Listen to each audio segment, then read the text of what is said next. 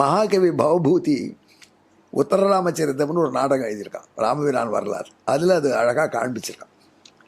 அதாவது ராமபிரான் முடிசூடி எடுத்து அரசாள்றார். அப்போ ராமபிரான் தன்னுடைய தகப்பனார் வைத்திருந்த ஓல்டு ஸ்டாஃபையே சர்வீஸை வச்சுருக்கான். அவன் அப்பா இறந்து 14 வருஷம் ஆகிடுது. அப்போது அவன் அப்பாவுக்கு காவல்காரனாக இருந்த கழவனையே வச்சுருக்காரு இப்போ ஒரு ஆள். அவன் வாசலில் இருக்கான். அவன் டியூட்டி என்னென்னா, யார் வந்தாலும் மன்னன்ட்ட போய் இன்னார் வந்திருக்கார், உங்களை பார்க்கலாமான்னு கேட்டால் மன்னன் உள்ளே விடுன்னா வைக்கணும். அவனை கஞ்சுக்கின்னு மாதிரி சொல்லுவாங்க அந்த காலத்தில், ஒரு டெக்னிக்கல் பெயர். அப்படி இருக்கிற மெய்க்காப்பாளன் வாசலில் இருக்கான், வயசான மெய்க்காப்பாளன் கிழவர். அப்போது ராமபிரானை பார்க்க சில பேர் வரா, முனிவர்கள், அவர்கள் வந்திருக்கிறார்கள்னு உள்ளே சொல்ல வரணும். அப்போ மன்னனை பார்த்து, மன்னா தங்களை நாடி வந்திருக்கிறார்கள்னு சொல்லணும் தானே முறை. அவன் என்ன பண்ணிட்டான், ராமபத்ரா தங்களை பார்க்க சில பேர் வந்திருக்கார்கள்னு ஆரம்பிச்சிட்டான். இந்த ராமபத்ரன் என்கிற பெயர் தசரதர் ராமனை கூப்பிடுற பெயர். பொதுவாக நம்ம பெரிய பெயர் வச்சு நீளத்தை சின்னதாக்கிடும். கோவிந்தனை கோண்டுன்னுவோம், ராமபிரானு ராமச்சந்திரனே ராம் அப்படின்னு. சின்ன பெயரை வச்சது பெருசாக நீட்டிருது தசரதன் தான். ராமன்னு கூப்பிடச்சே ஒரு பயம் வந்துடும், எனக்கு திருஷ்டி போட்டுருமோன்னு. ராமபத்ரான்னு சொல்லுவான். அவன் கூட்ட பெயர் அது. அத்தை இந்த காவல்காரன் அவருடைய வேலைக்காரன் இருந்தபோது, ராமன் குழந்தையாக இருந்தபோது ராமபத்ரான்னு கூட்டுறதான். அந்த பழக்கத்தில் ராமபத்ரான்னு கூப்பிட்டான்.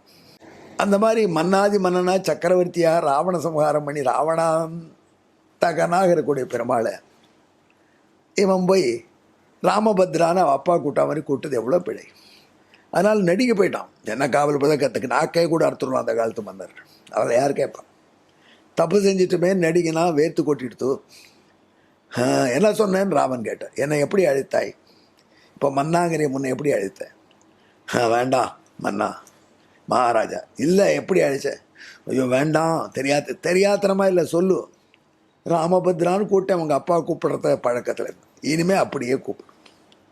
நீ அப்பாக்கிட்டே வேலை செஞ்சவன், நீ ராமபத்ரான்னு கூப்பிடும் பொழுது அப்பா கூப்பிடுற மாதிரி ஞாபகம் வரும். உனக்கே இந்த சட்டத்திட்டம் பழையபடியே இரு. ராமபத்ரா என்பது தான் எனக்கு பெரிய பெயர், அந்த மன்னன் இல்லை என்று எம்பெருமான் சொன்னான். அதனால தான் திருப்பாவையை அவ்வளோ அழகாக அமைச்சிருக்க ஆண்டாள். நாராயணன் என்று பகவானுக்கு பெயர், அதை முதல் பாட்டில் சொன்னான். பரமன் என்று பகவானுக்கு பெயர் 2ஆம் பாட்டில் சொன்னான். ஓங்கி வளர்ந்த உத்தமன் என்று 3ஆம் பாட்டில் சொன்னான். 4ஆம் பாட்டில் ஊழி முதல்வன் பத்மநாபன்னு சொன்னான். 5ஆம் பாட்டில் மலமதுரை மைந்தன்னா. இப்படி ஒவ்வொரு பாட்டிலையும் பகவானுடைய பெரிய பெரிய கீர்த்திகளை சொல்லி பெயர் வச்சா. 27ஆம் பாட்டு வந்த பொழுது கோவிந்தான்னு கூப்பிட்டா. கோவிந்தானா மாடு மேய்க்கிறவன் அர்த்தம். நம்ம கிட்டு மாடு மேய்க்கிறோம். 28ஆம் பாட்டிலே அதை சொன்னான். அப்போ பகவான் சொன்னான், உங்களுக்கு 25 பாட்டு பாடினேன், 26 பாட்டு. அந்த 26 பாட்டு பாடின பொழுது நீங்கள் எமனை கட்டு என்ன நாராயணா கோவிந்தா மணிவண்ணா எல்லாம் சொல்லி, இப்போ தான் இந்த கோவிந்தா ஞாபகம் வந்ததா அப்படின்னா.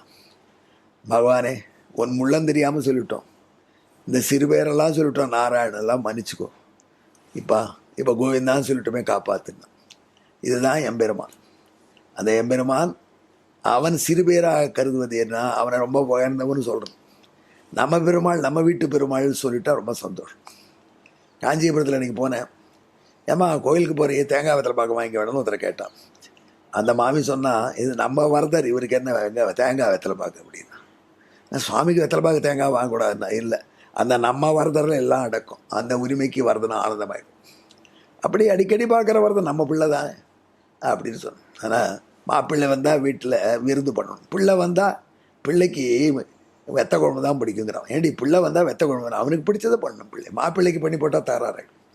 அதே மாதிரி எம்பெருமான் சிறுபேர் அப்படின்னு சொன்னால் நாராயணன் முதலிகளை சிறுபேராக கருதுகிறான். கோவிந்தன் கோண்டு மாடு மேய்க்கிறவன்னா ரொம்ப சந்தோஷப்படுறான். அந்த ராமபிரான் காட்டி கொடுத்தான். இதுதான் அவனுடைய ராமபிரான் நீர்மையினுடைய எல்லை நிலத்தில் நிற்கிற இறக்கம். சரி, இப்போ உங்களுக்கு என்ன சொல்லணும்? பட்டாபிஷேகம் பற்றி சொல்லணும். அதோடு பூர்த்தி பண்ணிடுவோம் இந்த சீரீஸை. பட்டாபிஷேகம் ராம பட்டாபிஷேகமாக, அதை பற்றி கம்பன் சொல்கிறான். யாருக்கு பட்டாபிஷேகம்? அடுத்த பகுதியில் பார்ப்போம்.